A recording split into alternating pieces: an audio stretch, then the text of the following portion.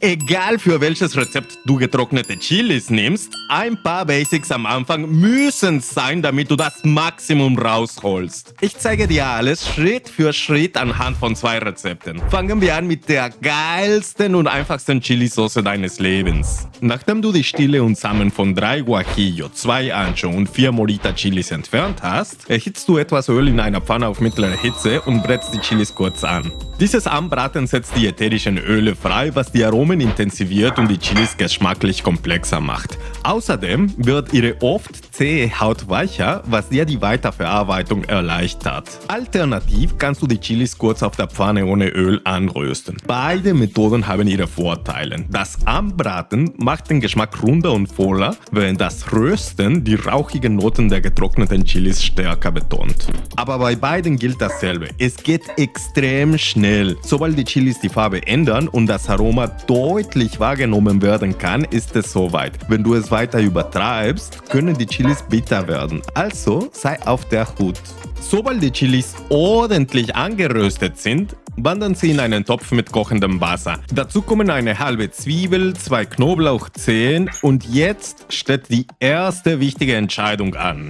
Willst du deiner Salsa eine milde, süße und saftigere Konsistenz verleihen, dann gib auch jetzt etwa 500 Gramm Tomaten ins kochende Wasser. Soll die Soße stattdessen eine spritzige Säure und eine erfrischende herbe Note bekommen, kommen 500 Gramm frische Tomatillos ins Wasser dazu. Falls du aber Tomatillos aus der Konserve verwendest, so wie ich hier, lass das Kochen weg. Die fügen wir später ins Rezept ein. Lass dann das Ganze etwa 10 Minuten bei niedriger Hitze darin köcheln.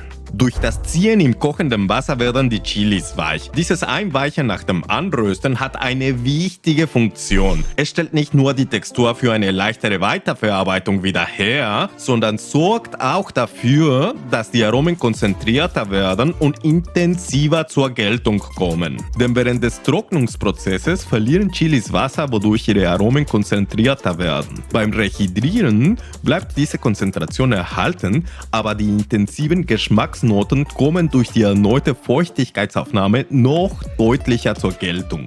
Aber weißt du was? Wenn ich dir schon so viele Infos gebe, mache ich alles ganz anders. Anstatt dir ein fertiges Rezept fortzusetzen, würde ich dir die Aromen, Geschmäcke und Schärfegrade der wichtigsten mexikanischen getrockneten Chilisorten erklären, damit du deine Salsa ganz nach deinem Geschmack zaubern und die perfekte Kombination für jedes Gericht finden kannst. Also, lass uns erst einmal in die wunderbare Welt der getrockneten Chilis eintauchen. Das Herzstück jeder guten mexikanischen roten Salsa. In Mexiko sind getrocknete Chilis ein wahrer Kulturschatz, denn sie sind voller Vielfalt und Charakter. Guajillo-Chilis sind die heimlichen Stars der mexikanischen Küche. Sie haben einen mild-süßlichen Geschmack, der an Cranberry und Tee erinnert, und die Schärfe bleibt in Grenzen bei 2500 bis 5000 Scoville. Das macht sie ideal, um Tiefe und Wärme in deine Soße zu bringen.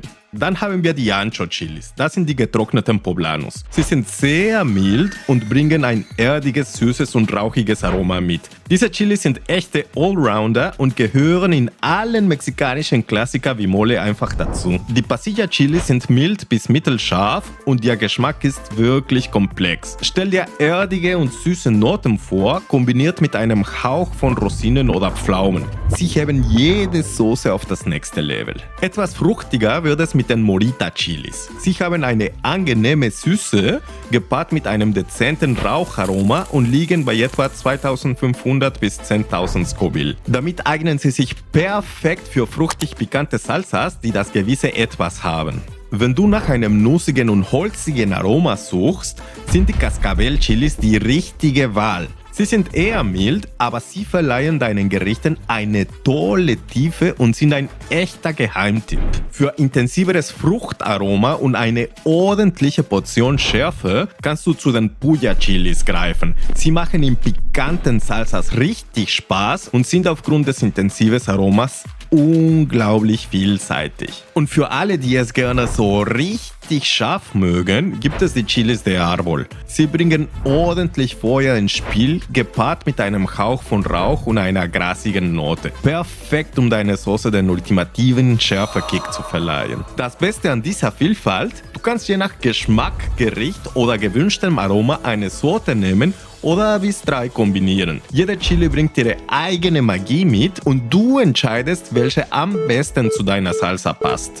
Ich habe dir aber jetzt die Ohren genug voll gelabert. Lass uns zurück zu den Rezepten gehen. Heute habe ich eine durchaus beliebte Kombi genommen. Guajillo und Ancho Chilis. Und da ich das Raucharoma betonen sowie etwas mehr Feuer reinbringen möchte, mische ich noch Morita dazu. Diese Kombination ergibt zusammen eine runde, ausgewogene Basis mit milder Schärfe und komplexem Geschmack. Also, nachdem die Chilis sich 10 Minuten lang im Wasser entspannt haben, wandern sie zusammen mit den halben Zwiebel, 2 Knoblauchzehen, die gekochten Tomaten oder Tomatillos, einem gehäuften Teelöffel Salz, einem halben Teelöffel Kreuzkümmel und etwas vom Kochwasser in den Mixer. Und hier gebe ich nur so viel Wasser dazu, dass der Mixer gut arbeitet, aber die Salsa trotzdem schön dickflüssig bleibt. Lass einfach den Mixer sein Ding machen, bis du eine glatte, cremige Konsistenz hast und BÄM!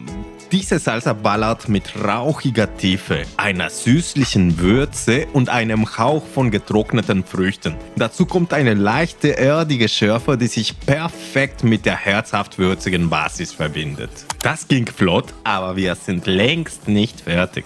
Als kleines Extra zeige ich dir, wie du auf Basis solcher getrockneten Chili-Salsas Soßen für geniale Schmorgerichte zubereiten kannst. Viele traditionelle mexikanische Soßen, die in Schmorgerichten vielseitig eingesetzt werden, basieren auf getrockneten Chilis und bieten eine Fülle an komplexen Aromen und Geschmacksebenen. Für eine Schmorgerichtssoße auf Basis getrockneter Chilis gehst du im Grunde genau wie zuvor vor, nur dass du diesmal eine etwas flüssigere Konsistenz brauchst. Ich habe hier zum Beispiel dieselbe Soße wie zuvor, nur hier gebe ich zusätzlich etwas Brühe hinzu, um sie flüssiger zu machen. Du kannst aber auch gerne mit anderen Flüssigkeiten experimentieren. Traditionell werden zusätzlich Zimt, Nelke, süßliche Elemente wie Schokolade oder Honig sowie verschiedene geröstete Nüsse hinzugefügt. Aber wie gesagt, ich möchte dir hier kein festes Rezept vorgeben, sondern dir das Grundprinzip zeigen. Also tob dich aus und finde, welche Zutaten dir am besten gefallen. Was aber meiner Meinung nach bei einer getrockneten Chili-Schmorsoße besonders wichtig ist, ist die Soße nach dem Mixen durch ein feines Sieb zu passieren, um eine glatte Konsistenz zu erhalten. Dadurch wird sie klarer, milder, harmonischer und runder im Geschmack. Die seidige Textur sorgt für ein angenehmeres Mundgefühl und umhüllt das Fleisch nachher gleichmäßiger. Besonders bei Fleischgerichten entfaltet sich dieser Effekt perfekt. Das Fleisch schmort langsam in der Soße, bis sie eindickt und ihre reichhaltigen, komplexen Aromen tief ins Fleisch einzieht. Geröstete Nüsse in solchen Soßen zu integrieren ist auch sehr typisch. Wenn du also vorhast, dieses Rezept nachzukochen, musst du dir davor unbedingt das Video auf der rechten Seite reinziehen. Denn da bringe ich dir in Ruhe bei, wie du am besten geröstete Nüsse in solchen Schmorgerichtssoßen integrieren kannst.